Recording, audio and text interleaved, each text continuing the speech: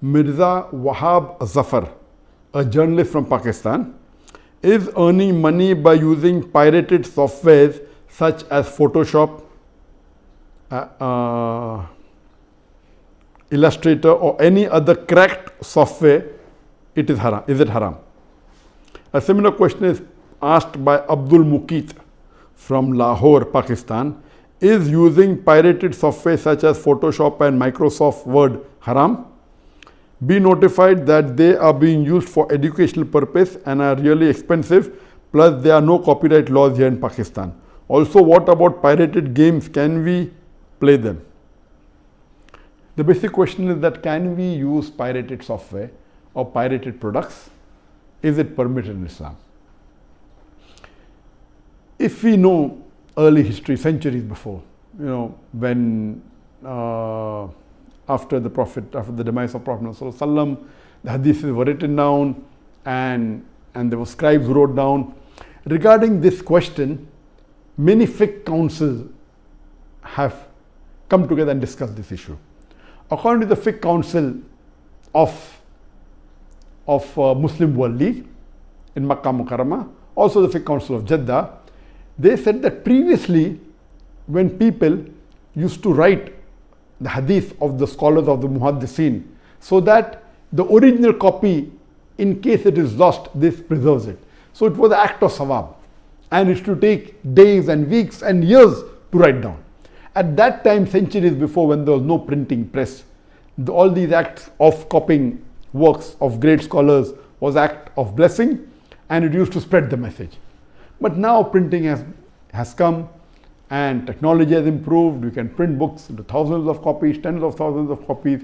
And now there are many people, if a scholar has spent, it's opposite now. If a scholar has spent years together in doing some research, and there's a person who prints his book in tens of thousands and sells it by pirating it, this is totally haram. So what previously was act of sawab to preserve the work of scholars, today if you copy it, if it has a copyright, if it doesn't have a copyright, like my books have got no copyright, anyone copies it, I said you'll get sawab. Anyone makes videos of mine, no copyright, as long as please don't change it. Yet people change it. So as far as my products are concerned, I have got no copyright. Anyone copies my videos and circulates it, he will get sawab. But those people who have spent a lot of time, and if that is the bread and butter, and if they have put a copyright on it, so anyone copying that, it becomes haram. Even according to Shaykh Ahmed, when the question was asked, that can you copy things which have got copyright? Can you use software which are copyright? He said, if you take a book and if you make few pages photocopy for personal use, accept it, but not for mass circulation. As far as using pirated software, it is haram.